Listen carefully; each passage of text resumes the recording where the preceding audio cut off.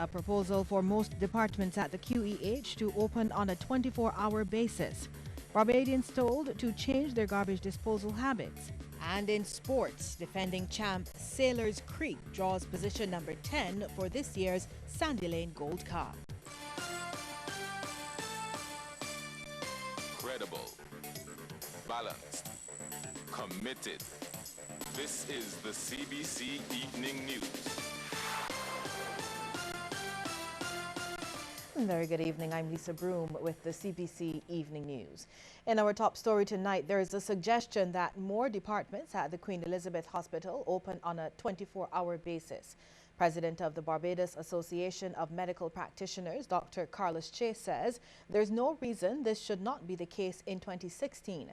Dr. Chase was among the panelists at the latest town hall meeting on healthcare financing at the Christchurch Church Centre. Whereas we can say that there are other things about administration and security, the point is those are excuses. There's no logical reason why you should pay someone on call when you have a 24-hour shift. The nurses work shift 24 hours, the doctors come in and work 24 hours. Why can't the lab, all the support services are not working 24 hours? And that's where you get a bleeding system. So you put us money excess over time. That's why you have a bleeding system as well. Dr. Chase also wants a private area at the Accident and Emergency Department for patients willing to pay for their services. We are suggesting that those people who can afford to pay and want to have a private access, sure, you have private access, but you pay for it. And the money from that funds the other people who can't afford it, our brothers and sisters who can't afford it. Okay? So that's what we're seeing. Private section, you come in, the minister comes, he doesn't have to go, he goes straight up. Now, I wish you on you, mister. And the money from that area will then fund the public section. About 40,000 people visit the Accident and Emergency Department every year. Head of the A&E, Dr. Shani Williams, says around 25% are admitted. She too was speaking at the Healthcare Financing Town Hall meeting. For which all resources are required to resuscitate these persons, which can consume all man-made manpower as well as supply resources for 2 hours per person at a time. So along with the non-urgent cases that were mentioned that come to the emergency department, the spectrum is the non-urgent, the genuine emergencies, those contribute to the overcrowding in our department. The Barbadian diet is unhealthy, and the Pan American Health Organization wants Barbadians to move away from processed foods and refined sugars. Dr. Godfrey Shreb, PAHO's Caribbean Program Coordinator, says this must change for the country to be productive. PAHO says 3 out of 4 deaths in Barbados are as a result of diabetes, high blood pressure, heart disease, stroke and cancer. Dr. Shreb says what's more startling is that if you're around age 30, there's a 14% probability of dying from these diseases. This means that 14 out of every 100 of the productive adults in Barbados will not see their 70th birthday. This is an alarming statistic and is the consequence of our behaviors and our environment. We need to reverse this trend if we want to see Barbados remain productive and move forward in its development. Barbadians must change their approach to garbage disposal. Minister of Labour, Senator Dr. Esther Bayer, made the call during debate in the Upper House on the Sanitation Service Authority Amendment Bill. She says the legislation will allow the minister to make legal changes as the Sanitation Service Authority implements its integrated solid waste management policy. However, she says Barbadians have a major role to play, especially given the challenges faced by the SSA. We had a drive-on where we were where those bags were available, those reusable bags, but we're not seeing a lot of people using those bags. There's still a lot of plastic bags coming out of supermarkets. The whole reduce, reuse, recycle. We're not seeing efforts on to reduce the garbage. I think the volume of garbage now, I'm not even sure where it's at now. But the volume of garbage is increasing. People are not reducing their garbage. There's a lot of packaging. We're not even attempting to compact our own garbage before putting it in our garbage containers. Opposition Senator Wilfred Abrams is questioning government's decision to construct a new multi-million-dollar headquarters for the SSA at Vaucluse in St. Thomas. He's querying whether the new building is justified at a time when the SSA is having major problems with trucks, among other things. What is more important, the purchase of new trucks or the construction of a building? What is the effective benefit of the construction of that building at this time, as opposed to Barbados being able to fully complement a sanitation service authority fleet? Madam President, I believe that the staff needs to be accommodated properly. I do believe that. Independent Senator John Watson believes the site of the proposed Greenland landfill could be a national pond for aquaculture. He made the comments in the upper house as it debated the SSA Amendment Bill 2016. Aquaculture is also a possibility in that area. I think it can be a good fish farm could be developed in that area, and therefore within short time, I think Greenland could become a productive area and also an attraction, a good national park for visitors and Barbadians alike. We'll have more news in just a moment. Stay with us.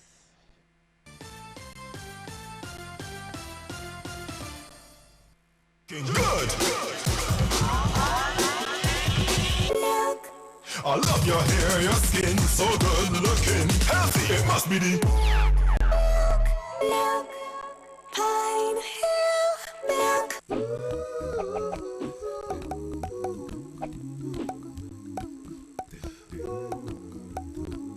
Get a Be Content plan from as low as $35 a month. Call us at 436-6200 for a quote today. # pay in installments. The right time to get in shape is now. No need to do without a delicious treat. Enjoy Bico's low-fat, no sugar-added Diabetics Delight ice cream. Available in vanilla, chocolate, mango, and strawberry flavors. Now on special for just $15.99, VAT inclusive. Available from participating outlets island-wide. Bico Mobilers and the Bico Direct Outlet, Harbor Road. Time to get in shape with Bico Diabetics Delight. Keep on playing. Learning about life is learning not to give up. We never get falling and standing up again with you by their side. We make it beat and we still keep on playing. And for the toughest stains, you can always rely on Breeze Laundry Detergent. Breeze, with the extra power of pre-treaters, removes the toughest stains, even in a quick wash. Keep on playing. Breeze, unbeatable on the toughest stains. Distributed by Massey Distribution.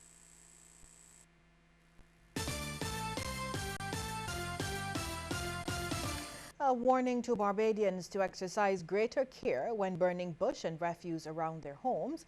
It comes after a fire destroys a house at Enterprise Drive, Christchurch. Fire Officer Natasha Ford, attached to the Fire Prevention and Code Enforcement Unit, outlined the fire service's concerns as she and other officers responded to the blaze earlier today. We responded to a call for a grass fire, but on getting here, we recognized that there was also a structural fire. We're asking Barbadians at this point in time, especially with the high winds, to stop burning. This started out as just a grass fire, but if you can see behind me now, what we have there is a building totally destroyed. If there's a case that you have grass surrounding your home, please at least clear a path around your home of at least 10 feet. Class 3 students of the Lawrence T. Gay Primary School will be joining their Class 4 counterparts at the Breath of Life Seventh-day Adventist Church, Whitehall, St. Michael. The Ministry of Education is telling parents that school for all Class 3 students will start tomorrow. Parents of Class 1, 2, and 3 students are invited to a meeting on Thursday at the Sarah Ann Gill Methodist Church, Fairfield, Black Rock at 4:30 in the evening. An announcement will be made later regarding arrangements for reception, Infants A and Infants B students. Well, there's a new crop of entrepreneurs in Barbados, and they're from the north of the island. They recently graduated from the Community Development Impact Program. People in the north of the island who lost their jobs have been given some new skills, and a way to earn money is through the Community Development Department's Impact Program. They were taught a variety of skills, including lingerie and garment making, beauty therapy, and other skills. Community Development Aide for Boscobel and Black Bess, David Boyce, explains the rationale. We try to help persons that are unemployed and persons who get laid off from work, give them opportunity to learn something that they can, at least you could see there things that they could help themselves with employment. Mr. Boyce says they're already seeing the benefits of the program, with several of the participants, mostly women, setting up businesses using their newfound skills. Sophia Sobers, a graduate of the dressmaking program, told CBC News how she benefited. We made everything. We made blouses, skirts, pants, shorts. We made everything. I am amazed that something that is being offered and offered for free, and it can be so complete. What they teach you is complete. We've learned to do everything. So we can take what we have learned and actually make money from it.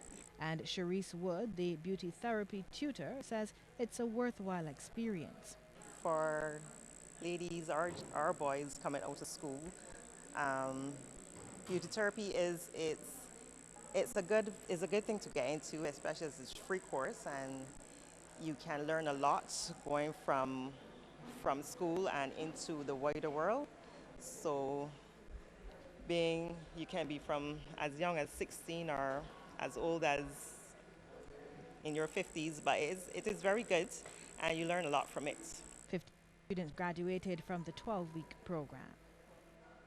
A Barbadian woman in Canada who's been told she only has 6 months to live is coming home for a visit. Her trip is being made possible by a Canadian charity.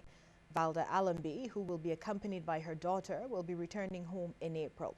She suffers from a cancer of the blood vessels called angiosarcoma. Her cancer is located in the head. After 3 weeks in Barbados, Allenby will travel to see her grandchildren, great-grandchildren, friends and former colleagues in Toronto. Their flights will be the Give a Mile charity's 200th and 201st since it launched in 2013. Being effective is more important than being efficient. That's the view of an expert in organizational management. She's president and CEO of the Washington Consulting Team, Linda Washington. She's also a former assistant secretary of the U.S. Department of Transportation. Ms. Washington was delivering the 50th anniversary leadership lecture at the Errol Barrow Center for Creative Imagination at the UWI Cave campus. The title of her presentation was Excellence in Leadership. Ms. Washington explained effectiveness, more so than efficiency, is what drives excellence. You can be as efficient as the Dickens at doing the wrong things. You can practice the wrong technique or the wrong moves until you have them down perfectly. Then you're going to wonder and worry about why your organization is not doing as well as it should, why your customers aren't as happy as they would like to be, as you would like them to be, and why employees are constantly working late, even though everything appears to be working like a well-oiled machine. When you visualize yourself or your organization, don't just see yourself doing things right. See yourself doing the right things right. And remember that sometimes the right thing, even if done imperfectly, can beat the heck out of a flawless performance of the wrong thing. This holds true for everyone who really cares about excellence. It's great to be efficient, but effectiveness is what you really want. Ms. Washington also shared the characteristics of a good leader. The essential qualities of leaders are character, self-discipline, wisdom, and willingness to serve others. Again, be responsible for lives and livelihoods. You lead by serving, and a true leader seeks to lighten the loads people carry. However, When a leader uses people to build his or her own authority instead of using that authority to build the people, the result is a divided organization, family, or community. Barbados now has an honorary consul for Poland. Local businessman Michael Armstrong was presented with the executor today, granting him the power to function as honorary consul by Chief of Protocol at the Ministry of Foreign Affairs and Foreign Trade, Philip St. Hill. Mr. Armstrong was also given the commission of appointment from the government of Poland. During the handover, which took place at the ministry's Culloden Road headquarters, the Chief of Protocol congratulated Mr. Armstrong and noted that his appointment signified the beginning of stronger ties between Barbados and Poland. He added that the connection should be beneficial for both countries. The honorary consul said he was grateful for the opportunity to serve in such a capacity and noted that he intended to focus on developing links between the two countries in the areas of trade, tourism, culture and education. Barbados and Poland established diplomatic relations in 1996. Well, still to come, a look at some of the stories making headlines across the region. Stay with us. Everybody smile, smile, smile, smile, smile, smile.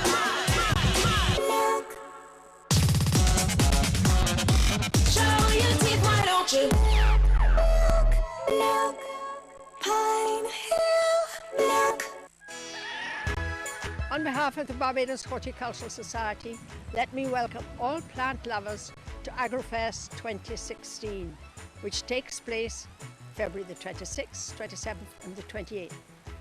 We, the Horticultural Society, will be having many, many beautiful arrangements for you to look at and enjoy, because next year is a special year for this society. So we welcome you all to AgroFest.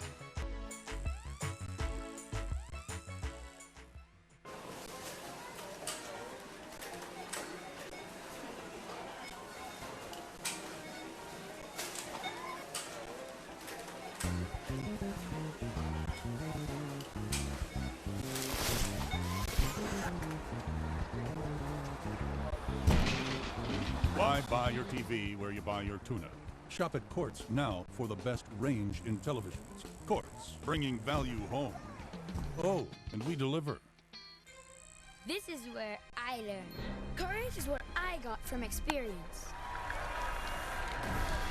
With hard work, there are no walls between me and my dreams. Only Milo contains Active Go, which is a blend of protomalt, a unique malt extract, and micronutrients to help prepare your child to get the best out of their day. Thanks, Mom. Now I am ready. Milo, energy food drink of champions. Distributed by Massey Distribution. Across the Caribbean, brought to you by CIBC First Caribbean. It's less than 24 hours before Jamaicans start to vote in general elections.